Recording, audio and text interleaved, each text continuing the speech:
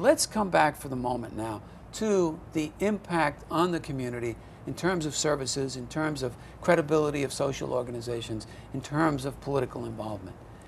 How do you see this playing out? There's money that's been lost that we've talked about already.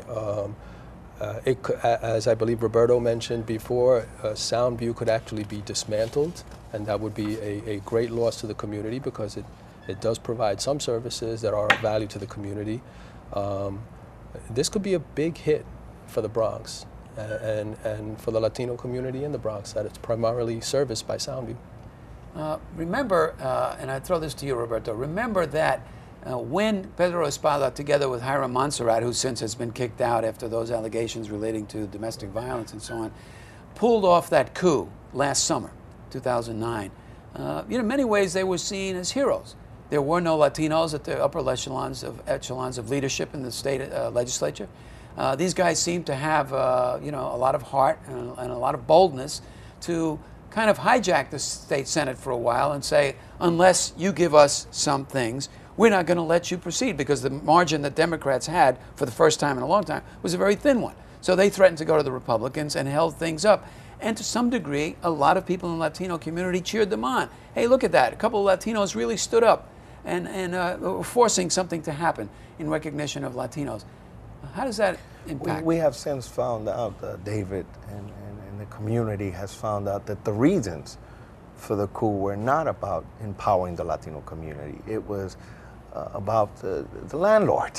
And if you look at some of the players involved, Steve Spinola, Real Estate Board of New York, Rimney, Stanley Schlein, who was protecting the interest of landlords. That's how he became the chair of the housing committee. We've had this, people are suffering in the Bronx. They can't pay their rent.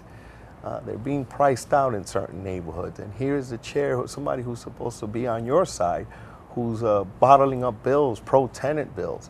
And we've since found out that the coup was never about the people in the Bronx. It was about State Senator Espada and what he could get for himself. And I mean, if you look at the money he's raised from real estate, I just went an through, enormous amount of money. I just went through the campaign. I'll come to you in a second, Jesse. I just went through the campaign contributions up until the last filing right here in 2010. I'm sorry, Dave. And there was substantial, significant, noticeable contributions from major players in the real estate industry in New York. And yet, Mr. Espada, before he was majority leader, said to me in another interview that he, in fact, would be responsible for getting the vacancy decontrol bill to be voted on, and that he supposedly favored that bill. That is to restore the vacancy, to eliminate vacancy decontrol. That's not what the campaign contributions suggest. And also, I wanted to add, I'm sorry, his relationship with Steve Pigeon, who is an operative for Tom Golisano. Tom Golisano does not live in the Bronx.